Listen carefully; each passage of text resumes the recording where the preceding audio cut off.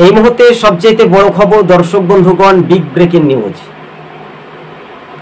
2026-এর বিধানসভা নির্বাচনে বাংলাতে কোন দল ক্ষমতায় ফিরবে?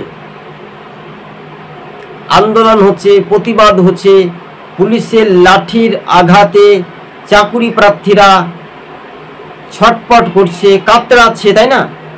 এই বিষয়বস্তুটা আপনারা ভালো করে মনোযোগ দিয়ে শুনবেন।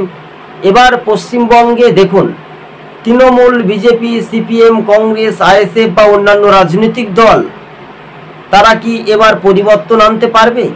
পশ্চিমবঙ্গে 294টি বিধানসভা আসন যদি আমরা এক নজরে যে সার্ভে রিপোর্ট বা বুথ ফেরত সমীক্ষার ইঙ্গিত যদি সম্ভাব্য তুলে ধরি বা আপনাদের সঙ্গে কিছুটা বিস্তারিতভাবে আলোচনা করি, তাহলে পশ্চিমবঙ্গের মানুষজন বেশিরভাগ মুর্শিদাবাদ, মালদা, উত্তর দিনাজপুর, নদিয়া আরও সমস্ত 224 পরগনা রয়েছে, তারা বেশিরভাগ পরিযায়ী শ্রমিক হিসেবে ভিন রাজ্যে পাড়ি দিয়ে টাকার উপার্জনের জন্য তারা যায়। কিন্তু আমাদের বাংলাতে কোনো কাজ নেই, বেকারের কর্মসংস্থান নেই, চাকরি নেই, চাকরি যাই দেওয়া হয়েছিল সব ভুয়ো আর অর্থাৎ অযোগ্য চাকুরি, তার প্রমাণিত হয়েছে।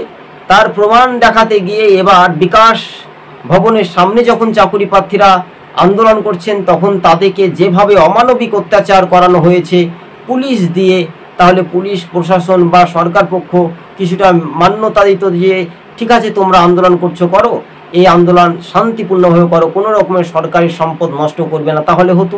আমাদের বাংলা বলুন বা অন্য রাজ্য বলুন, সব রাজ্যের এক পিঠ থেকে ও পিঠ সমান শুরু করছে। তো আমরা 26-এর বিধানসভা ভোটে 294টি কোন দল সমীক্ষাতে আসতে পারে, কিন্তু জনগণের ওপর নির্ভরশীল করবে। জনগণ, ছাত্র যুবরা সরকারকে নিয়োগ করে, ভোটাররা বিয়োগও করতে পারে এবং প্লাসও দিতে পারে, তাই না? আজকে ছিল আমাদের সবুজবঙ্গ নিউজ চ্যানেলটি।